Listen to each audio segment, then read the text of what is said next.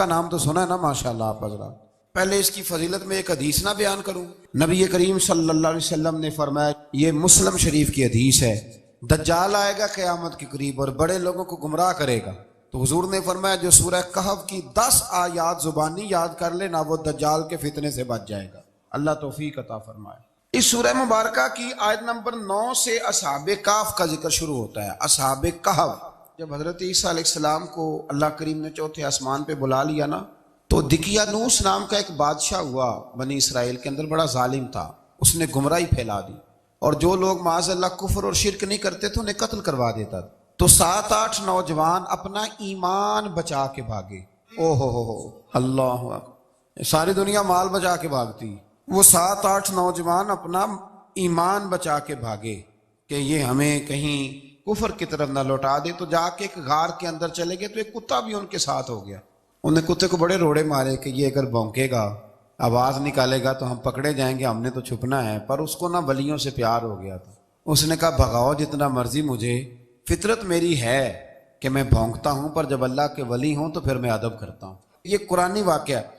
اچھا، یہ عین وہ واقعہ ہے قرآن مجید کا کہ جو بہت ساری چیزوں پر ویسے ہی نص ہے اور بہت ساری زبانیں ویسے ہی گنگ ہو جاتی.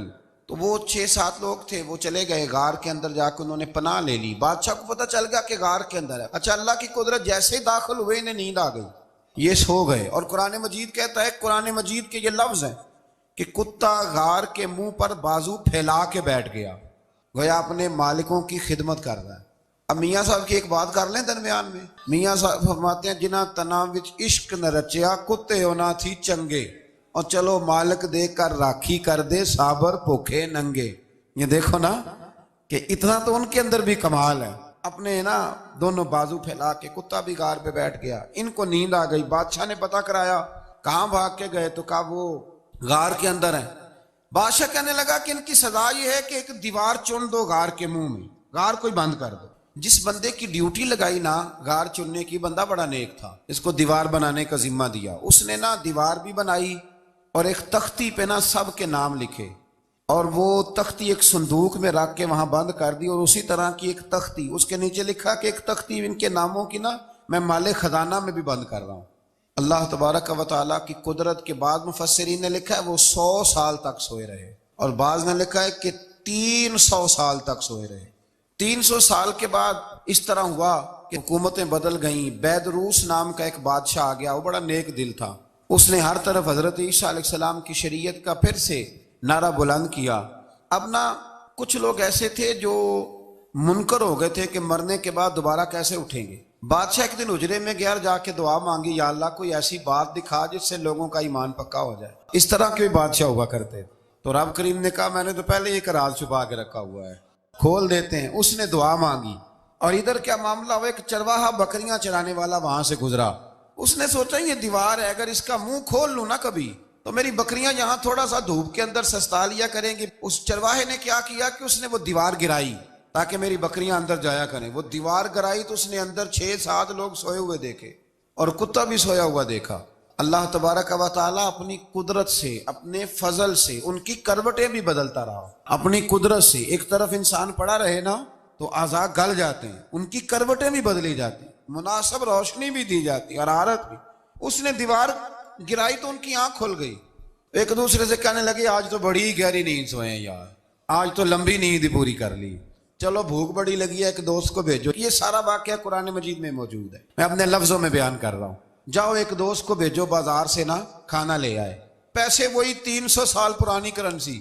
وہ جب نان بھائی کی دکان پہ گیا نا سامان لینے، اس کو پیسے دیے تو نان بھائی نے ہاتھ پکڑ لیا، کہنے لگا میاں تو کدھر سے آیا، یہ کون سے پیسے؟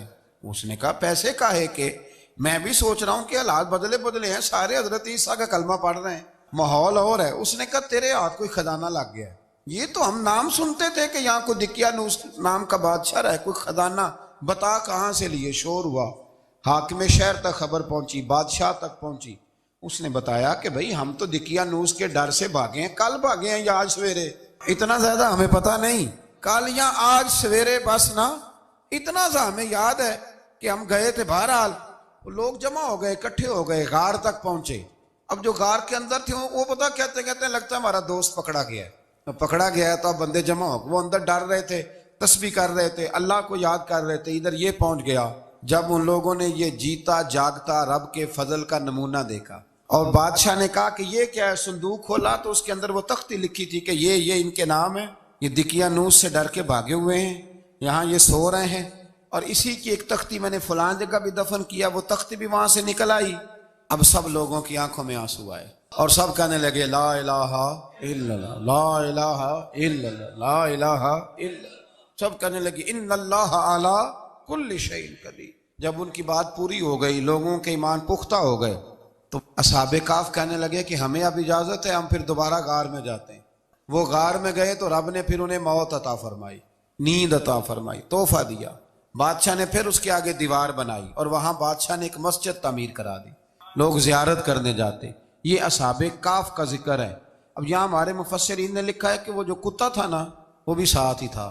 اللہ قیامت والے دن اسے انسانی، یا تو انسانی شکل ملے گی، یا جیسے رب کا فضل ہوگا رب کریم اسے بھی جنت عطا فرمائے گا۔ اس نے تبلیغ کی دین کی، اس نے کیا کیا؟ تبلیغ کی، نمازیں پڑھی، روزے رکھے، حج کیا، 10 ہوتے صحیح اس کیتا کی۔ اسی آکھیے نا خدا کے فضل سے ہم پر ہے سایہ غوث اعظم کا، ہمیں دونوں جہاں میں ہے سہارا غوث اعظم کا۔ لوگ پریشان ہو جاتے ہیں، کہتے ہیں کس طرح کی بات کرتے ہو؟ تو میں نے کہا اصل میں تیرا عقیدہ کچا ہے۔ وہاں تو کتا چلا جائے ولی کے پاس تو رب اسے جنت دے دیتا ہے، تو جیگتا جاتا مومن جائے تو اللہ کیوں فضل نہیں فرماتا؟ اس سے آگے نا پھر آیت نمبر 32 ہے، اس میں اللہ تبارک و تعالیٰ نے 2 لوگوں کا واقعہ بیان کیا ہے۔ فرمایا ایک شخص کے انگوروں کے باغات تھے اور چاروں طرف سے انہیں کھجوروں کے درختوں نے گھیر رکھا تھا، اور درمیان میں کھیتی بھی تھی اور بیچ میں دریا بھی بہہ رہا تھا، اور ان باغات نے بہت عمدہ فصل دی۔ ایک دن یہ شخص اپنے ساتھی سے کہنے لگا میرا مال اور افرادی قوت تم سے زیادہ ہے، مجھے یقین ہے کہ یہ باغ کبھی برباد نہیں ہوگا۔ اول تو مجھے قیامت کا یقین ہی نہیں معاذ اللہ، لیکن اگر قیامت آئی تو مجھے وہاں سے بھی بہتر مال ملے گا۔ اس کے دوسرے ساتھی نے کہا تو اپنی اصل کو بھول گیا ہے اور تو نے اپنے خالق کی ناشکری کی جو کہ وحدہ لا شریک ہے۔ اگر تم نے باغ میں داخل ہوتے وقت ماشاءاللہ لا قوت الا باللہ کہہ دیا ہوتا تو یہ تمہارے حق میں بہتر ہوتا۔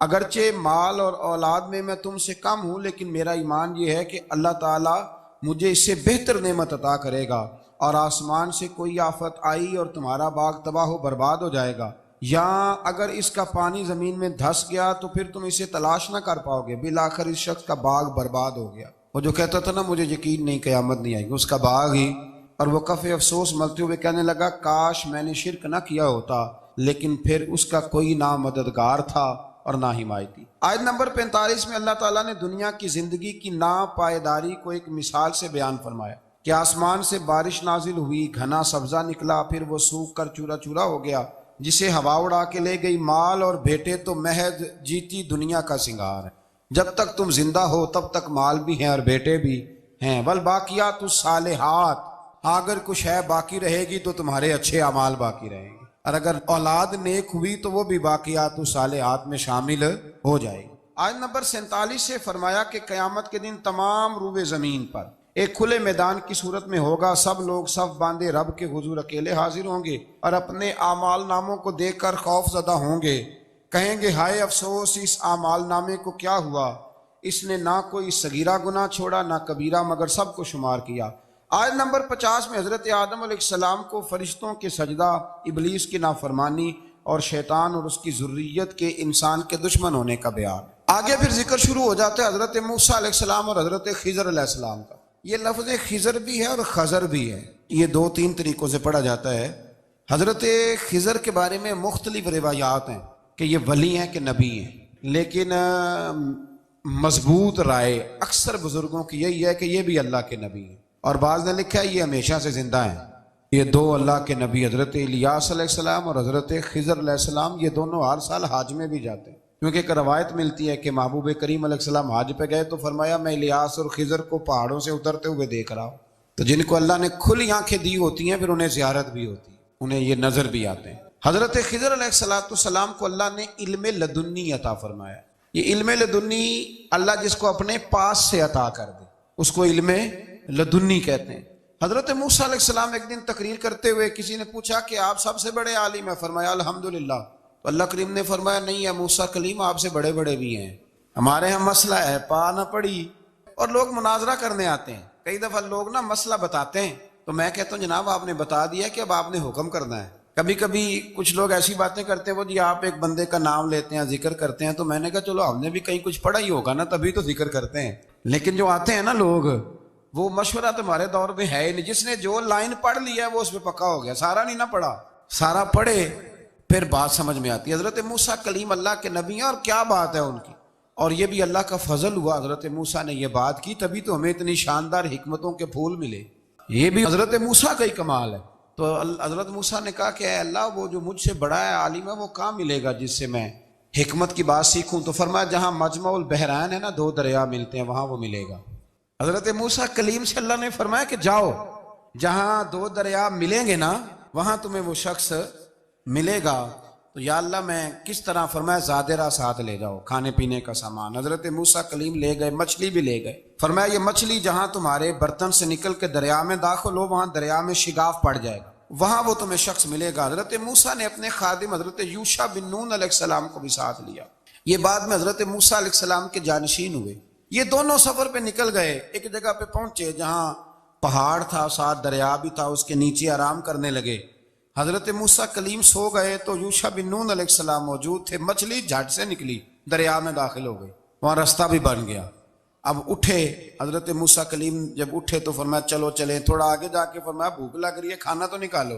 انہیں یاد آیا، کہنے لگے حضور مچھلی تو دریا میں چلی گئی تھی. فرمایا تو نے بتایا نہیں، وہی تو ہماری منزل تھی جہاں مچھلی دریا میں گئی.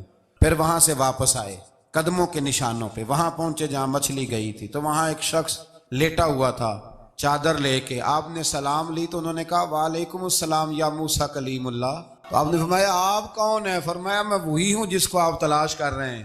تو فرمایا آپ نے مجھے کیسے پہچانا؟ فرمایا جس رب نے تمہیں بھیجا ہے نا اس نے ہی مجھے بتایا ہے کہ موسیٰ آ رہے ہیں. اب حضرت خضر نے جو کچھ فرمایا وہ بڑا شاندار ہے. فرمایا موسیٰ کچھ باتیں ایسی ہیں جن کا آپ کو علم ہے اور مجھے نہیں، اور کچھ ایسی ہیں جن کا مجھے علم ہے اور آپ. اللہ اکبر! یہ کبھی ہماری سمجھ میں بات آ جائے، یہ کبھی سمجھ میں آ جائے. کچھ باتیں ایسی ہیں جس کا مجھے علم ہے، اور یہ بڑے بڑے سیانے بندے نہیں مانتے. بڑے بڑے میں عالم ہوں جی، تو آپ عالم ہیں میاں ایک شعبے کے، لیکن بہت سارے دنیا میں شعبے ہیں نا. دین کے عالم کا درجہ سب سے بڑا ہے، لیکن قانونی مشاورت کرنی ہے تو آپ وکیل سے کریں گے. گاڑی کے بارے میں پوچھنا ہے تو کسی مکینک سے پوچھیں، لیکن آپ بن کے نہ بیٹھ جائیں. فرمایا جس کا آپ کو علم ہے مجھے نہیں، اور جس کا مجھے علم ہے ان میں سے آپ کو نہیں. تو کہا میں پھر آپ کے ساتھ رہنا چاہتا ہوں اور میں وہ سیکھنا چاہتا ہوں جو آپ بتا رہے ہیں. تو حضرت خضر فرمانے لگے صبر کر لیں کہ میرے ساتھ، یہ سب سے مشکل کام ہے.